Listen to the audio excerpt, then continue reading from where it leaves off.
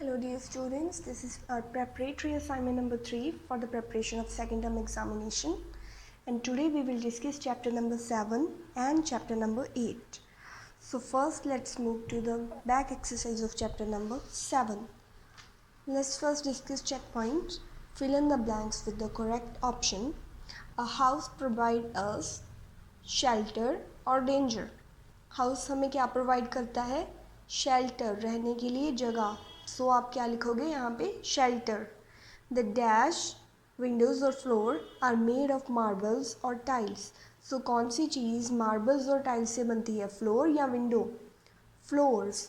तो आप यहाँ पे लिखोगे floors. A house should have proper dash drainage system और ventilation to carry away dirty water. So dirty water को कैरी अवे करने के लिए, बाहर निकालने के लिए कौन सा सिस्टम चाहिए घर में? Drainage system. ड्रेनेज सिस्टम जो होता है ये डर्टी वाटर को घर से बाहर निकालता है. Now plants give us fresh water और एयर. प्लांट्स हमें क्या देते हैं? Fresh air. तो आप क्या लिखोगे? एयर. मस्कीटोज ब्रीड इन स्टैग्नेंट और फ्लोइंग वाटर. सो मॉस्कीटोज फ्लोइंग वाटर जो चल रहा है पानी उसमें होते हैं, या फिर स्टैग्नेंट वाटर जो खड़ा हुआ पानी है उसमें होते हैं. सो मॉस्कीटो कहाँ पे ज़्यादा ब्रीड करते हैं? स्टैग्नेंट वाटर में. So you will write stagnant. Now let's discuss tick the correct answer.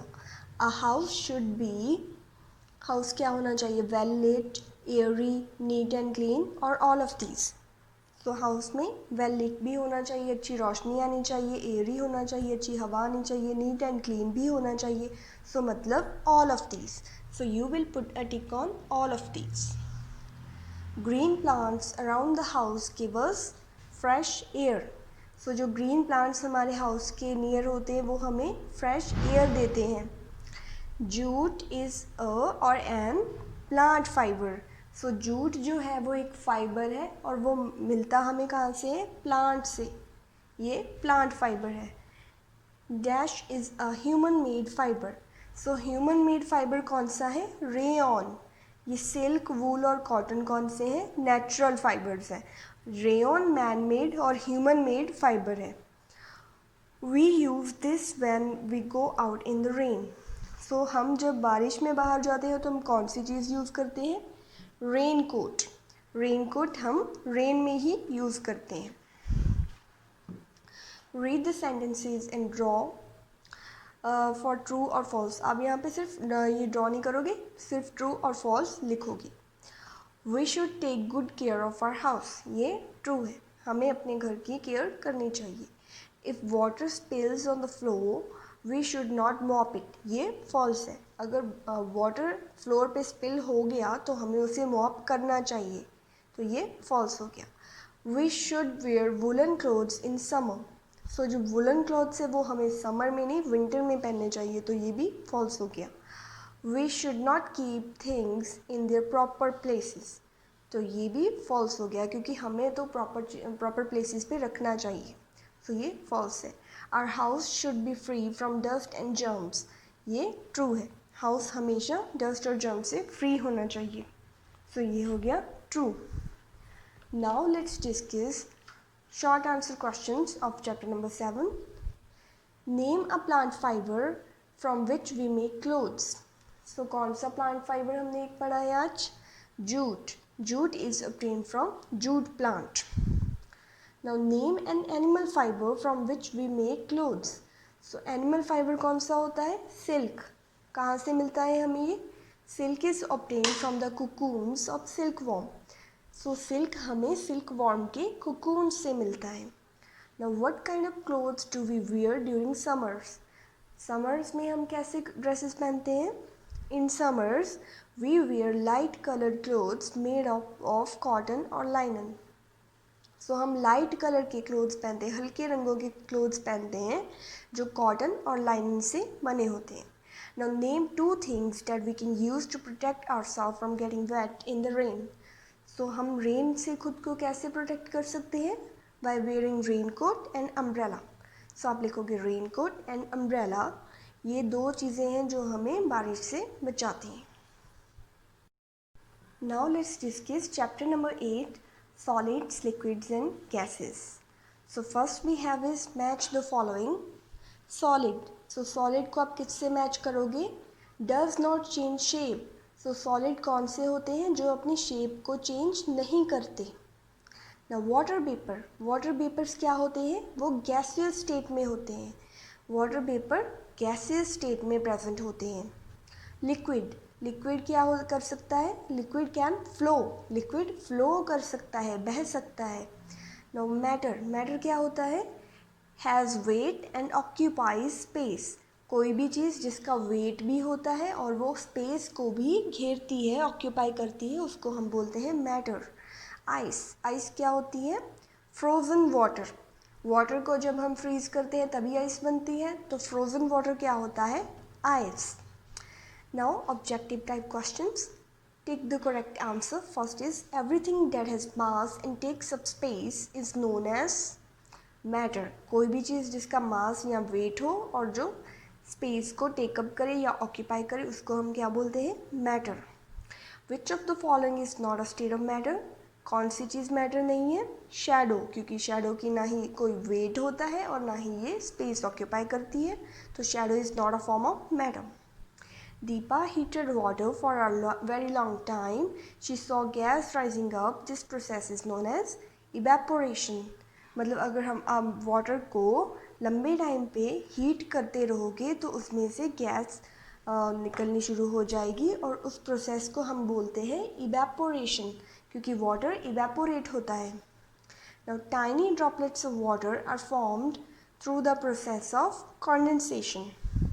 सो जो वाटर की टाइनी छोटी छोटी ड्रॉप्स बनती हैं वो कौन से प्रोसेस में बनती है? कॉन्डेंसेशन में.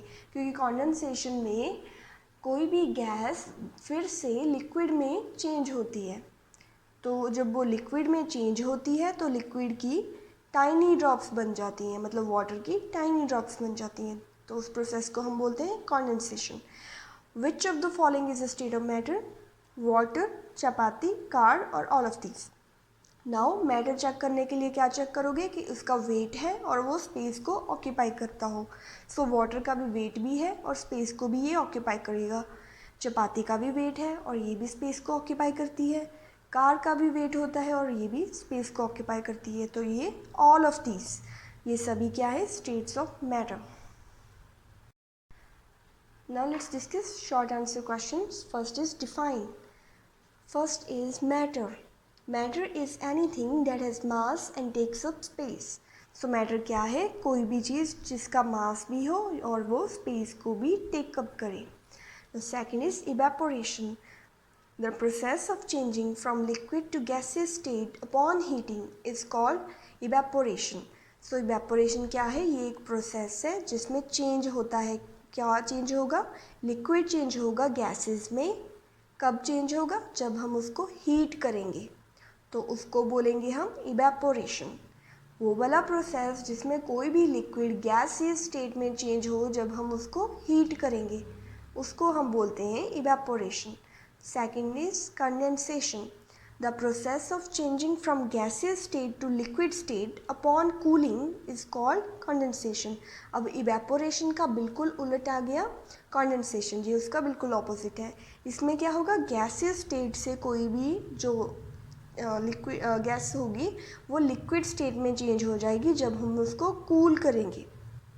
ठीक है, तो इसको बोलेंगे condensation. Last is freezing. Freezing क्या होता है? The process in which a gas changes to a solid on cooling is called freezing. Freezing का सभी को पता ही है, जैसे हम वाटर को रोज़ फ्रीज करके आइस बनाते हैं. तो कोई भी लिक्विड को अब अगर आप सॉलिड स्टेट में चेंज करते हो, जब उसको कूल करते हो, तो वो क्या होता है? Freezing. Second question is give 2 examples of each of the 3 different forms of matter. अब मैटर की डिफरेंट फॉर्म्स की 2 एग्जाम्पल्स देनी है. पहले कितनी फॉर्म्स ऑफ मैटर्स होती हैं? 3 फॉर्म्स ऑफ मैटर्स हैं. कौन कौन सी? Solid, liquid and gases. अब इनकी 2 एग्जाम्पल्स दे दो. First is solids. 2 examples of solids are table and chair. Liquids. 2 examples of liquids are milk and water. Gases. And now examples of gases are steam and oxygen. Third question is, write one difference between melting and evaporation. Now you have to write the difference between melting and evaporation. Melting is the process in which a solid changes into a liquid upon heating, while evaporation is the process of changing from liquid to gaseous state upon heating. So melting में कोई भी solid liquid में change होगा जब हम उसको heat करेंगे, जबकि इवेपोरेशन में कोई भी जो लिक्विड है वो गैसियस स्टेट में चेंज होगा जब हम उसको हीट करेंगे. मतलब मेन डिफरेंस क्या हो गया कि मेल्टिंग में एक सॉलिड लिक्विड में चेंज होता है, जबकि इवेपोरेशन में एक लिक्विड गैसियस स्टेट में चेंज होता है. Last question is, what causes a solid to melt into liquid. So कोई भी जो सॉलिड होगा वो लिक्विड में कैसे चेंज होता है, जब हम उसको हीट करते हैं. तो कौन सी चीज़ सॉलिड को लिक्विड में चेंज करती है? Heating. Heating causes a solid to melt into a liquid. अगर हम हीट ही नहीं देंगे तो कोई भी सॉलिड मेल्ट नहीं होगा लिक्विड में. So that's all for today.